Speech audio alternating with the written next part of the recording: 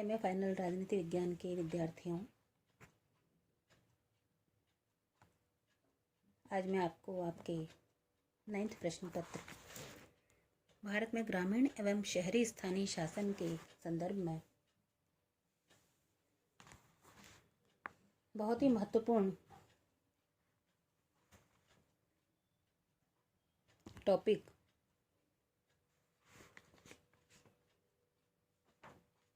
ग्राम पंचायतों के बारे में बताने जा रही हूँ, जिसमें आज हम सरपंच और उप सरपंच के प्रति अविश्वास प्रस्ताव के बारे में चर्चा करेंगे। सरपंच तथा उप सरपंच के विरुद्ध अविश्वास का प्रस्ताव लाया जा सकता है,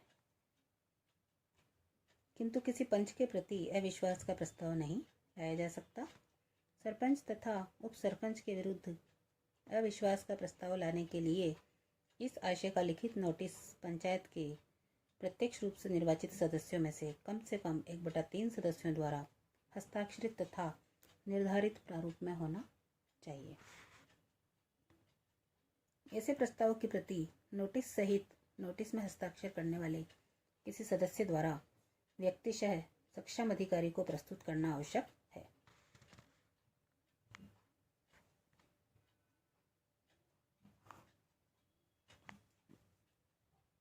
अब हम चर्चा करेंगे कि सरपंच, उप सरपंच तथा पंचों को हटाए जाने की क्या प्रक्रिया है और इनके निलंबन और सदस्यता की समाप्ति किस प्रकार से की जाती है।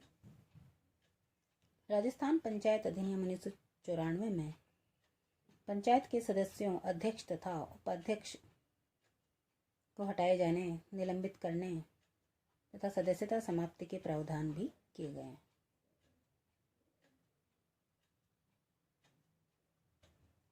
पहले नंबर पे हम देखेंगे कि इनको कैसे हटाया जाता है। तो राज्य सरकार किसी भी पंचायती राज संस्था के अध्यक्ष, उपाध्यक्ष सहित किसी भी सदस्य को सुनवाई का अधिकार देने तथा जांच करने के पश्चात लिखित आदेश द्वारा निम्नलिखित आधारों पर पद से हटा सकती है। पहला, यदि वह कार्य करने से इनकार कर देता है। दूसरा, यदि वह कार्य करने में असमर्थ है। तीसरा, यदि वह कर्तव्यों के निर्वहन में दुराचरण का दोषी है। चौथा, यदि वह अपने कर्तव्यों के निर्वहन में किसी अपकीर्तिकर आचरण का दोषी है। पांचवा, यदि वह अपने कर्तव्यों के निर्वहन में उपेक्षा का दोषी है। इस प्रकार से राज्य सरकार कोई भी जांच संबंधी पंचायती राज संस्था की अवधि समाप्त हो जाने के बाद भी प्रारंभ कर सकती है और किसी भी मामले में राज्य सरकार लिखित आदेश द्वारा लगाए गए आरोपों पर अपने निष्कर्ष उल्लेखित करेगी। अब दूसरे नंबर पर आता है निलंबन। राज्य सरकार किसी भी पंचायती राज संस्था के अध्यक्ष, उपाध्यक्ष, सदस्य को निलंबित भी कर सकती है जिसके विरुद्ध कोई जांच उसे पंचायत की सदस्यता से हटाने के लिए प्रारंभ की गई हो, जिसके विरुद्ध नैतिक बाध्यता के लिए किसी अपराध के संबंध में कोई भी दंडनीय कार्यवाही किसी न्यायालय में विचाराधीन है। तीसरा है सदस्यता की समाप्ति।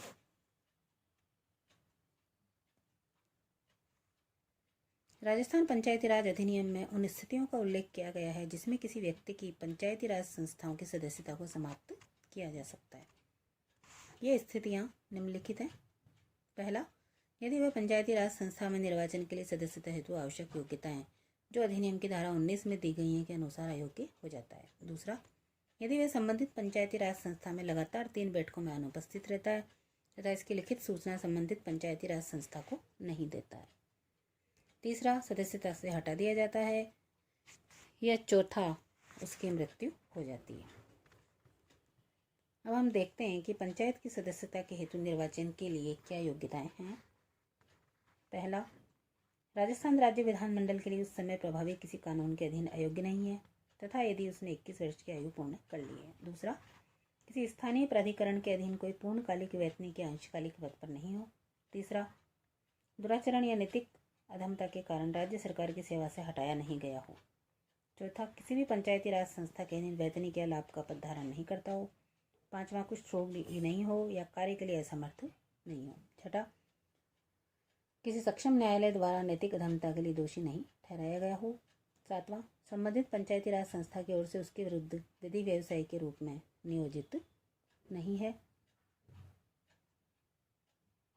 8वां, संबंधित पंचायत राज संस्था से उसके द्वारा या उसकी ओर से किसी भी संविदा में प्रत्यक्ष या अप्रत्यक्ष रूप से स्वयं या अपने भागीदार कर्मचारियों के द्वारा कोई भी हित का स्वामित्व नहीं रखता हो।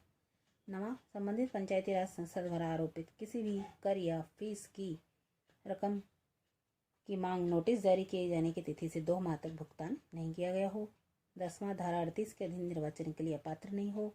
11वां, राजस्थान मृत्युभोज निवारण अधिनियम 1960 के अधीन दंडनीय किसी अपराध की दोषी सिद्ध नहीं ठहराया गया हो। और 12वां, अधिनियम के प्रारंभ की तिथि अर्थात 23 अप्रैल 1994 के बाद 2 या 2 से अधिक संतान नहीं हो। धन्यवाद।